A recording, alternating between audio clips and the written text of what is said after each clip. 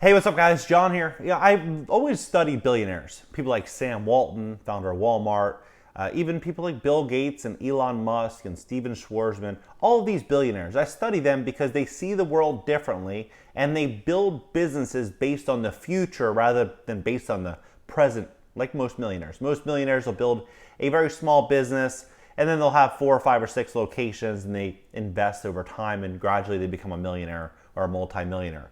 But these billionaires are building the future. Now, one thing that these billionaires right now are doing that no one's really talking about is they're building out these futuristic cities.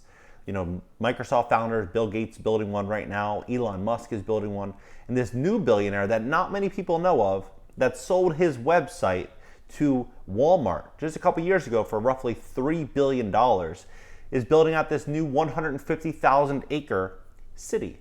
Now, what's going to be really the power move going forward for them is if you think about what the number one wealth driver is for most people, it's land accumulation. So if they go out there and they buy out, a 50, 100, 200,000 acre parcel of land, and then on top of that, they control the businesses that go into these properties, the people, and then they accumulate the data because they're going to have data on literally everything in these cities. The opportunity is endless.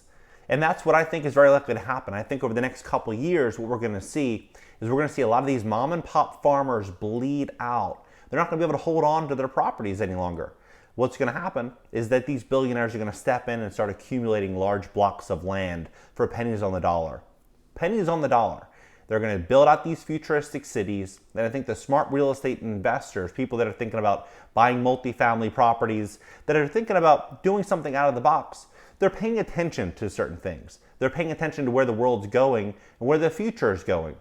Now, what I think is very likely to happen in a lot of markets right now that are gaining a lot of activity is I think insurance premiums are very likely to go up due to these wildfires and Ida. We saw what happened in New Orleans and New Jersey and New York. We see what's happening even in California, these fires. We're likely going to see insurance costs go up. We're also going to see property taxes go up. Texas is increasing their property taxes. A lot of places are because they're making up for the lost sales tax revenue and the loss of tourism revenue over the last 18 months. So cost of land ownership is likely going to just go up and up and up. When you can go out and buy properties near where these futuristic cities are being built, I think that people can buy these properties probably pretty cheap because they're going to likely be out in the middle of nowhere. And then what's going to happen is that people are going to want to live near where these new places of employment are. So I think that this is definitely something to pay close attention to as we step into the future, which is probably going to happen in a blink of an eye. What do you guys think about these futuristic cities? Take a look at this article here. Now, this billionaire is hatching this ambitious plan to create an entire city in the US. American entrepreneur Mark Lohr has revealed an incredibly ambitious plan to create a new city from scratch in the United States. Named Tolosa, the project is designed by Bark Engels Group, and if built, which is by no means certain at this stage, would be located on an unoccupied site somewhere in America. Residents will move in by 2030. Lohr, who is a former banker and successful businessman, best known for selling his e-com site Jet.com to Walmart for $3.3 billion a few years ago, insists the city will not be utopian in nature, though his pitch does bring into mind prior experiences in utopian cities in European settlers in America. Capitalism has been an incredible economic model, but there's been significant flaws, especially around income and wealth inequality, says Lohr. Many of these flaws are a result in land ownership model that America was built on. There's a finite amount of land, and that land was claimed generations ago. Communities created tax dollars were used to invest in the land, and therefore the land increased in value over time, with landowners not having to produce anything or take any risk. Land could essentially go from a barren piece of desert to a modern day city worth billions or even trillions. Lohr's response to this is something he calls equitism, which in this case would involve acquiring a huge plot of land measuring 150,000 acres, roughly 60,700 hectares, that would be donated to a community endowment. This then would democratically manage income from ground leases and land appreciation to support city services, education, healthcare, and more without raising taxes. Details are still very light at this early stage. However, the renders depict an idyllic city with farms and greenery, filled buildings and boosting energy efficient designs featuring like solar panels and rainwater collection. A large tower called Equitism Tower would rise from the central park and also integrate lots of greenery. Pedestrians would be prioritized throughout the city with transportation made up of cyclists, slow-moving autonomous cars, what looks like a super suspended monorail, and possibly even an eVTOL air taxis. They sell this dream. They've always done this though. Sell this dream of, we're going to fight inequality and we're going to fight inequity. We're going to fight all these things. You just need a little bit more power here. We can do this for you. But this equitism, this model that's being sold right now, I hope that people see through it, because what happens, I believe, is when people move into these types of cities, they give up a lot more than they realize. When they move into these cities, they become, I believe, more like property to the city rather than residing in the city.